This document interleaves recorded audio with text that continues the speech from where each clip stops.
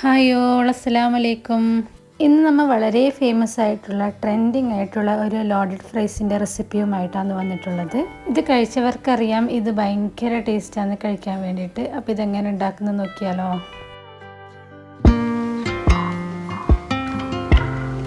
ഇനി ഇതിലേക്ക് വേണ്ട ചിക്കൻ ഒന്ന് മാഗ്നേറ്റ് ചെയ്തെടുക്കാം. അതിന് വേണ്ടിയിട്ട് 300 ഗ്രാം എല്ലില്ലാത്ത ചിക്കൻ ചെറിയ പീസാക്കി കട്ടാക്കിയതാണ്. ഇനി ചിക്കനിലേക്ക് ആവശ്യമായ ഉപ്പ് ചേർത്ത് കൊടുക്കാം. 1 ടീസ്പൂൺ റെഡ് ചില്ലി ഫ്ലേക്സും 1 ടീസ്പൂൺ ഗരം മസാലയും 1 ടീസ്പൂൺ തന്നെ കുരുമുളക് പൊടിയും 1 മുട്ടയും ചേർത്ത് നല്ലതുപോലെ മിക്സ് ചെയ്തിട്ടെടുക്കാം. ഇതിപ്പോൾ ഇവിടെ നല്ലതുപോലെ തന്നെ മിക്സ് ചെയ്തിട്ടെടുത്തിട്ടുണ്ട്. ഇനി ഇതിലേക്ക് 1/4 കപ്പ് കോൺഫ്ലവറും 1/2 കപ്പ് മൈദയും ചേർത്ത് കൊടുക്കാം. 1 ടീസ്പൂൺ മുളക് പൊടിയും ചേർത്ത് ചിക്കനിൽ നല്ലതുപോലെ കോട്ട് ചെയ്തിട്ടെടുക്കണം. ഇതിപ്പോൾ ഇവിടെ ചിക്കനിൽ നല്ലതുപോലെ തന്നെ കോട്ട് ചെയ്തിട്ടെടുത്തിട്ടുണ്ട്. ഇനി നമുക്ക് റെസ്റ്റ് ചെയ്യാൻ വെക്കേണ്ട ആവശ്യമൊന്നുമില്ല, അപ്പോൾ തന്നെ ഫ്രൈ ചെയ്തിട്ടെടുക്കാം. ഇനി അടുത്തത് നമുക്ക് ഫ്രഞ്ച് ഫ്രൈസ് ഉണ്ടാക്കിയെടുക്കണം.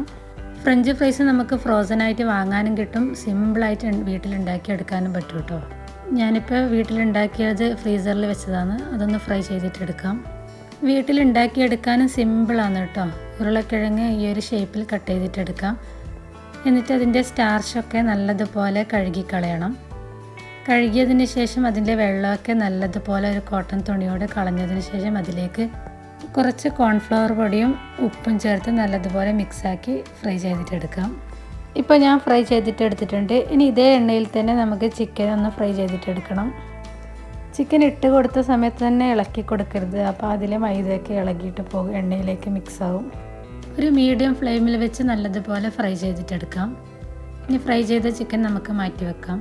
ഇനി അടുത്തത് നമുക്ക് ഇതിലേക്കുള്ള വൈറ്റ് സോസ് തയ്യാറാക്കിയെടുക്കാം. അതിനായിട്ട് ഇതുപോലൊരു പാനിലേക്ക് 2 ടേബിൾ സ്പൂൺ ബട്ടർ ചേർത്ത് കൊടുക്കാം. ബട്ടർ നല്ലതുപോലെ മെൽട്ടായതിന് ശേഷം 1 ടേബിൾ സ്പൂൺ മൈദ ചേർത്ത് കൊടുക്കാം. എന്നിട്ട് നല്ലതുപോലെ മിക്സ് ചെയ്തിട്ടെടുക്കാം. ഒരു ലോ ഫ്ലെയിമിൽ 2 മിനിറ്റ് ഇതുപോലെ മിക്സ് ചെയ്തിട്ടെടുക്കണം. അപ്പോഴേക്ക് മൈദ നല്ലതുപോലെ ഒന്ന് കുക്കായിട്ടുണ്ടാവും. ഈ ഒരു സമയത്ത് നമുക്കിതിലേക്ക് 1 കപ്പ് പാൽ ചേർത്ത് കൊടുക്കാം. പാലും ചേർത്ത് നല്ലതുപോലെ മിക്സ് ചെയ്തിട്ടെടുക്കണം. ഒട്ടും തന്നെ കട്ടയില്ലാതെ മിക്സ് ചെയ്തിട്ടെടുക്കാം. ഇനി ഈ ഒരു മിക്സ് പെട്ടെന്ന് തന്നെ കട്ടിയായിട്ട് വരും. ഇത് ഇളക്കിക്കൊണ്ടേ ഇരിക്കണം. ഇനി ഇതിലേക്ക് ആവശ്യത്തിനുള്ള ഉപ്പ് ചേർത്ത് കൊടുക്കാം. ഉപ്പും ചേർത്ത് നല്ലതുപോലെ മിക്സ് ചെയ്തിട്ടെടുക്കാം. ഇപ്പം തന്നെ നല്ലതുപോലെ കട്ടിയായിട്ട് വന്നിട്ടുണ്ട്. ഇനി ഇതിലേക്ക് 1/4 ടീസ്പൂൺ മുളക് പൊടി ചേർത്ത് കൊടുക്കാം. 1/2 ടീസ്പൂൺ ചില്ലി ഫ്ലേക്സും കൂടി ചേർത്ത് കൊടുക്കാം.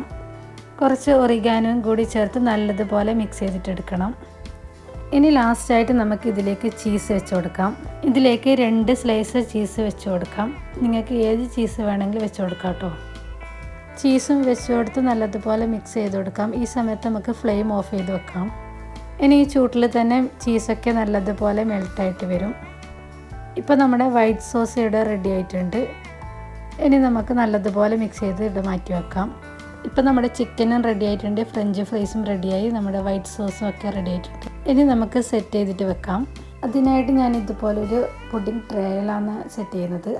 ആദ്യം തന്നെ ഫ്രഞ്ച് ഫ്രൈസ് വെച്ച് കൊടുക്കാം. അതിൻ്റെ മുകളിലായിട്ട് വൈറ്റ് സോസ് ഒഴിച്ച് കൊടുക്കാം. ഇനി ഇതിൻ്റെ മുകളിൽ ചിക്കൻ ഫുള്ളായിട്ട് വെച്ച് കൊടുക്കാം.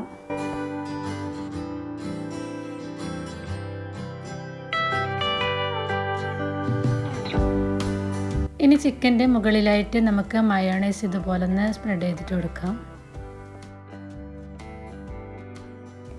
ഇനി ഇതിൻ്റെ മുകളിലായിട്ട് ഞാൻ ബാക്കിയുള്ള ഫ്രഞ്ച് ഫ്രൈസും കൂടി വെച്ച് കൊടുക്കുന്നുണ്ട്. ഇതൊക്കെ സെറ്റ് ചെയ്യുന്നതൊക്കെ നിങ്ങളുടെ ഇഷ്ടത്തിന് സെറ്റ് ചെയ്തിട്ടെടുക്കാം കേട്ടോ. ഇനി കുറച്ച് വൈറ്റ് സോസും കൂടി ഒഴിച്ച് കൊടുക്കുന്നുണ്ട്. ഇനി ഇതിൻ്റെ മുകളിലായിട്ട് കുറച്ച് ക്യാപ്സിക്കം കട്ട് ചെയ്തതും സവാള കട്ട് ചെയ്തതും ഇട്ട് കൊടുക്കാം. അതൊക്കെ നിങ്ങളുടെ ഇഷ്ടത്തിന് കൂട്ടിയും കുറച്ചൊക്കെ ഇട്ട് കൊടുക്കാം കേട്ടോ. ഇനി ഇതിൻ്റെ മുകളിൽ കുറച്ച് വൈറ്റ് സോസും മയോണൈസും കൂടി ഒഴിച്ച് കൊടുക്കാം.